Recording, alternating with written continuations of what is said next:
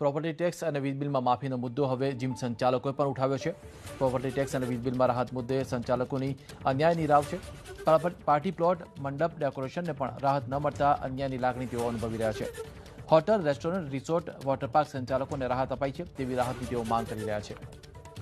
રાજ્ય સરકારે hotel, resort અને વોટરપાર્કને આપેલ રાહત બાદ જીમ અને પાર્ટી પ્લોટના માલિકો પણ રાહતની માંગ કરી રહ્યા છે. રાજકોટમાં 1.5 વર્ષથી જીમ બંધ રહેતા સંચાલકોએ રાહતની અપીલ કરી છે. તેમનું કહેવું છે કે અમારો વ્યવસાય બંધ છે. જો સરકાર હોટલ, રેસ્ટોરન્ટ, વોટરપાર્કને રાહત આપી શકતી હોય તો અમારા વ્યવસાયને પણ કેમ નહીં. રાજકોટ શહેરમાં 10 જેટલા મોટા અને 50થી વધુ નાના જીમ આવેલા છે, જેમાં પણ 50% કરતાં વધારે જીમ ભાડાની પ્રોપર્ટી પર ચાલે છે, જેથી અનેક સંચાલકોએ 1.5 વર્ષથી ધંધો બંધ રહેતા જીમ બંધ કરી દીધા છે. સંચાલકોએ આ સાથે જ નિયમો સાથે જીમ શરૂ કરવાની માંગ પણ કરી છે. તમે શું કહેશો? જે હોટલ વ્યવસાય, રિસોર્ટ્સ છે, વોટર પાર્ક છે, એમને રાહત મળી છે, તો જીમ તો સાવ બંધ છે. તમારી શું માંગ છે? ખરેખર અમારો બિઝનેસ છે એ ઇમ્યુનિટી વધારવા વાળો બિઝનેસ છે. બીજા લોકોને રાહત આપે એ આવકારદાયક છે, પણ ખરેખર અમારા વ્યવસાયને પણ થોડી રાહત આપે, જેમ કે પીજીવીસીએલના ફિક્સ્ડ બિલ છે કે કોઈ વેરાઓ છે, આ બધી બાબતમાં જો જીમ વ્યવસાયને પણ રાહત આપે તો એ સારી વાત કહેવાય. કેમ કે આમ જોઈએ તો તબીબ જેવા વ્યક્તિઓ કે જે લોકો આખો દિવસ સેવાકીય પ્રવૃત્તિમાં રહેતા હોય છે, આપણને હોસ્પિટલની સેવાઓ પૂરી પાડે છે, એ લોકોનો દિવસ પણ સવારના એક્સરસાઇઝથી અને જીમથી ચાલુ થતો હોય છે. તો આમ કહીએ તો અમે ખરેખર તબીબોને દવા આપવાવાળા વ્યવસાયી છીએ. અમારા બિઝનેસને છેલ્લા 12-15 મહિનાથી આ કોઈ જાતની આવક જેવા સ્ત્રોત ખરેખર રહ્યા નથી. અમે લોકો અત્યારના સર્વાઈવ કરવા માટે ખરેખર જજુમી રહ્યા છીએ. ત્યારે નામદાર સરકારશ્રીને એટલી જ એક વાત કરીએ છીએ કે જે કંઈ પણ બીજા ઇન્ડસ્ટ્રીને જે રાહત આપવામાં આવી છે એ જ પ્રકારની રાહતો થોડી અમારા બિઝનેસને પણ મળે.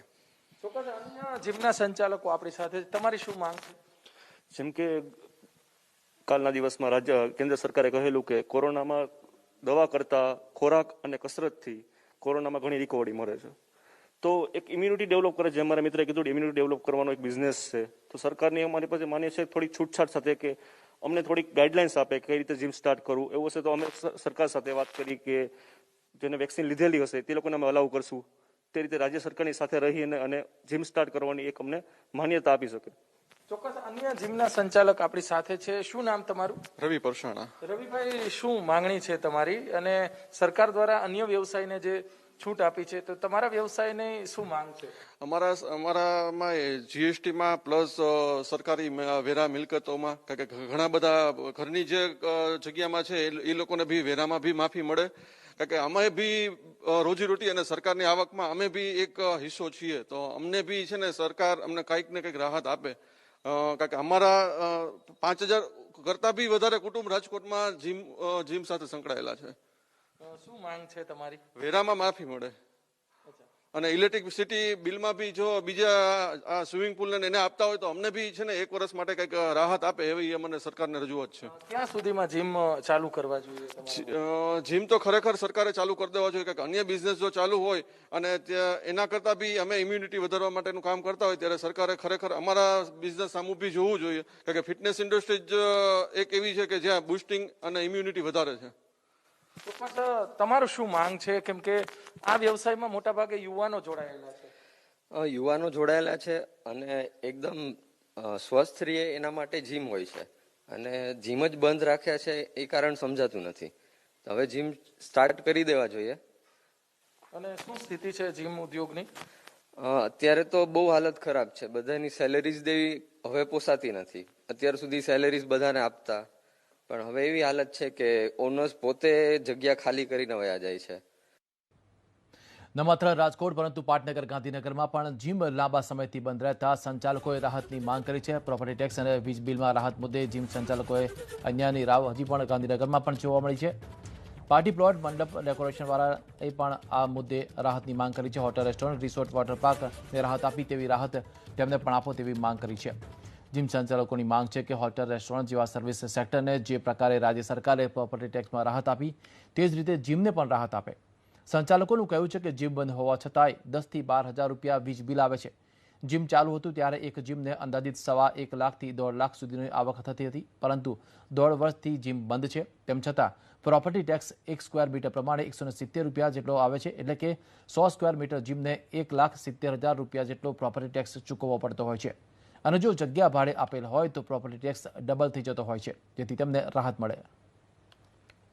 કોરોના સંક્રમણના કેસો સતત ઘટી રહ્યા છે ને તેને લઈને રાજ્ય સરકારે અલગ અલગ ક્ષેત્રોની અંદર રાહત આપી રહી છે, પરંતુ હજી પણ રાજ્યભરના જીમ જે છે તે હજી બંધ છે. આ ઉપરાંત રાજ્ય સરકારે બીજી પણ એક રાહત અલગ સેક્ટરને આપી છે. હોટલ, રેસ્ટોરન્ટ, રિસોર્ટ અને વોટર પાર્કના પ્રોપર્ટી ટેક્સ જે છે તે 1 વર્ષ માટે માફ કરવામાં આવ્યા છે. ખાસ જીમની પણ પરિસ્થિતિ એ છે કે ખાસા લાંબા સમયથી જીમ બંધ રહ્યા છે ને હવે જીમ સંચાલકો પણ માંગણી કરી રહ્યા છે કે રાજ્ય સરકાર તેમને પણ રાહત જે છે તે આપે. આપણી સાથે ગાંધીનગરના જીમ સંચાલકો છે, તેમની સાથે સીધી વાત કરીશું કે કયા પ્રકારની પરિસ્થિતિ અને કયા પ્રકારની માંગ કરી રહ્યા છે. જે પ્રકારની પરિસ્થિતિ ધીમે ધીમે હવે સુધરી રહી છે, છૂટછાટો અલગ અલગ સેક્ટરોને મળી રહી છે, પરંતુ હજી જીમ સેક્ટર એવું છે કે હજી પણ તેને ખોલવા માટેની પરમિશન નથી. આ સંદર્ભે શું કહેશો? જે પ્રકારે પ્રોપર્ટી ટેક્સ હોટલ, રિસોર્ટ, રેસ્ટોરન્ટના માફ કરવામાં આવ્યા, આર્થિક નુકસાન આપને કેટલું થયું ને શું માંગ છે? હવે જીમ એ લગભગ 1.25 વર્ષથી બંધ જેવું છે. પહેલા 5 મહિના બંધ રહ્યું, પછી ચાલુ થયું, તો અમે માંડ એમાંથી હજી તો ઉપર આવ્યા બી નથી અને તરત ફરીથી 2 મહિના બંધ થઈ ગયું જીમ. તો અમારું જીમની EMI, રેન્ટ અને પ્રોપર્ટી ટેક્સ, લાઇટ બિલ બહુ વધારે હોય છે. તો હવે અત્યારે ઓલરેડી બધું મોસ્ટ ઓફ ઓપન જેવું જ છે, પણ અમારું જીમ હજી સુધી ઓપન થયું નથી.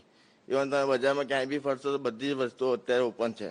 તો એટલીસ્ટ અમને પ્રોપર રૂલ્સ એન્ડ રેગ્યુલેશન સાથે જીમ ઓપન કરી આપવા જોઈએ લોકોએ, અને પ્રોપર્ટી ટેક્સ અને લાઇટ બિલના ફિક્સ ચાર્જમાંથી અમને રાહત આપવી જોઈએ.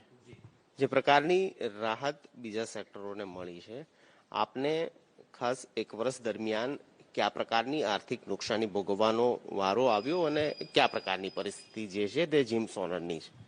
અમે સરકારને એવી નમ્ર વિનંતી કરીએ છીએ કે અમે ઓલરેડી લાસ્ટ 1 યર્સથી બહુ જ મોટું નુકસાન લઈ રહ્યા છીએ આર્થિક રીતે, અને એની સામે જો અમને પ્રોપર્ટી ટેક્સમાં બી રાહત આપે તો એ સરકારને એટલી વિનંતી છે કે એ અમને પ્રોપર્ટી ટેક્સમાં અને પ્લસ ઇલેક્ટ્રિસિટીના જે ફિક્સ ચાર્જીસ છે એમાં પણ અમને રાહત આપે. કેમ કે અમારું જે મેઇનલી જે એક્સપેન્સ હોય એ ઇલેક્ટ્રિસિટી બિલ અને રેન્ટ જ હોય છે. સો એની સામે જો અમને પ્રોપર્ટી ટેક્સમાં એટલી રાહત આપે તો અમારા માટે બહુ સારું કહેવાશે. કે 1 વર્ષ દરમિયાન કયા પ્રકારની આર્થિક નુકસાની થઈ અને સરકાર પાસેથી કયા પ્રકારની આશા અપેક્ષાઓ રાહતને લઈ? છેલ્લા વર્ષથી જે અમારે 5 મહિના બંધ રહ્યું છે જીમ, તો એના રેન્ટ અમારે ચાલુ રહ્યા છે. તો એ રેન્ટ ચૂકવવામાં હજી તો અમારે ટાઈમ થયો હતો કે તરત પાછું જીમ બંધ થયું છે.